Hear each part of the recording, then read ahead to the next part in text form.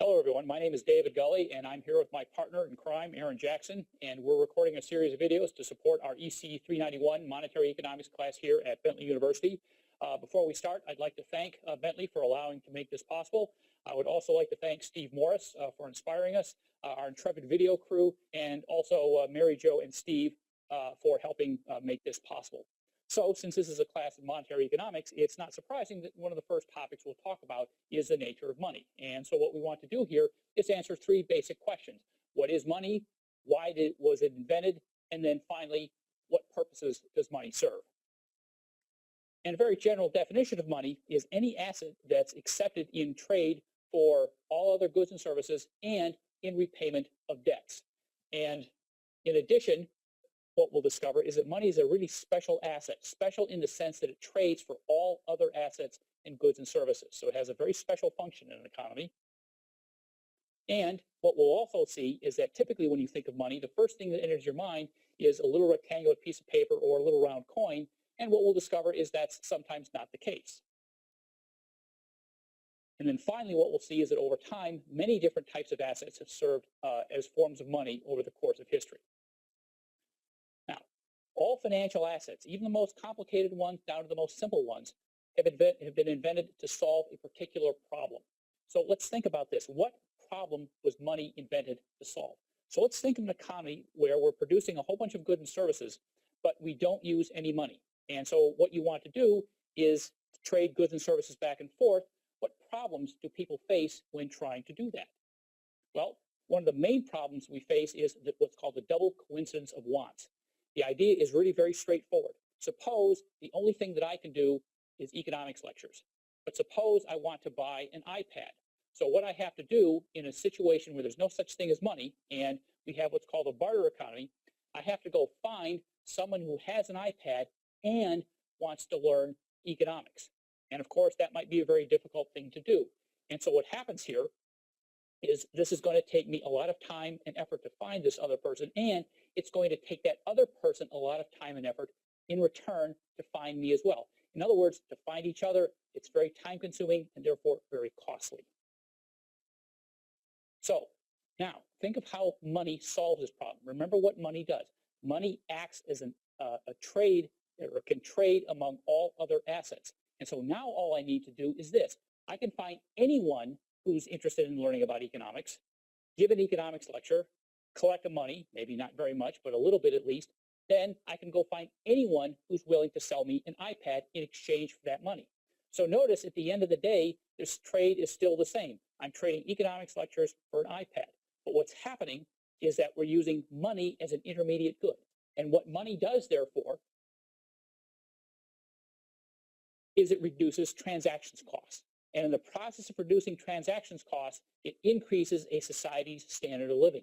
Because what happens is that all people are able to specialize more at doing what they're good at, producing goods and services, or just hang out and enjoying leisure. So the standard of living of society has risen.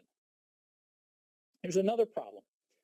How do you value goods and services without money? In other words, go back to a barter economy. Well, again, suppose we have something like this. We're trading iPads for economics lectures. Well, we could think of this situation. Maybe it takes 10 economics lectures to equal one iPad. Or inversely, one economics lecture is worth 1/10 of an iPad. So that seems certainly reasonable and not very difficult. But what happens if there's lots and lots of goods and services in the economy? Suddenly, that problem of valuing all those goods and services becomes very, very difficult. And so let's set up a little table here. Suppose we have just one good. Suppose we have just iPads. Well, in a barter economy, there really isn't any such thing as a price because one iPad will trade for another iPad.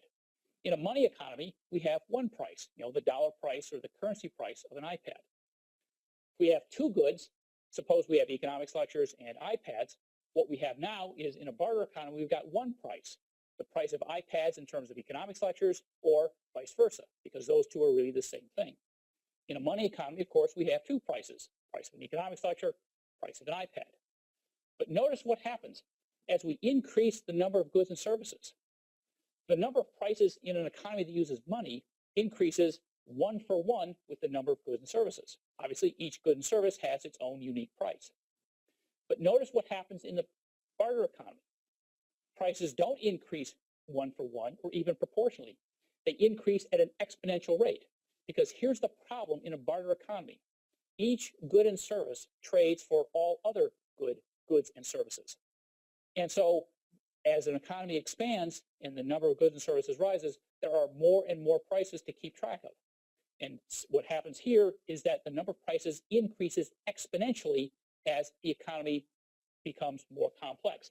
So, for example, if the economy moves from having 100 goods and services to having 1,000 goods and services, so in other words, it increases by 10 times, the number of prices in a barter economy doesn't increase 10 times, it increases roughly 100 times. And that becomes much more complex to keep track of. So even in an economy with only 1,000 goods, which is a pretty simple one, there are 500,000 prices to keep track of. And so this pattern, it turns out, has a very helpful formula that we'll be able to see here. And so where we want to go, here we are. So if you look at the number of prices, the total number of prices in an economy, you'll see all you need to do is take the total number of goods and services there are, multiply it by one less than that, and divide by 2. So let's take a quick example. Suppose that there are 10 goods. Well, each of these 10 goods can trade for 9 other goods and services. Well, that of course is 90.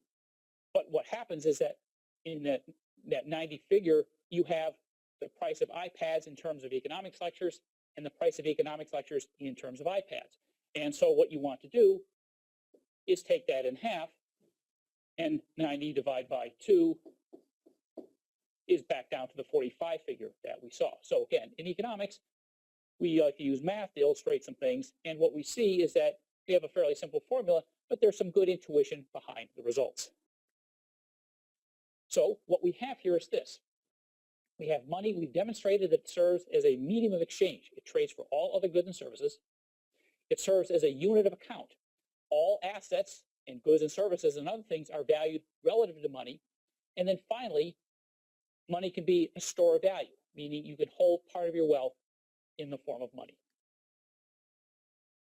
And there we go. That's the end of lecture 1.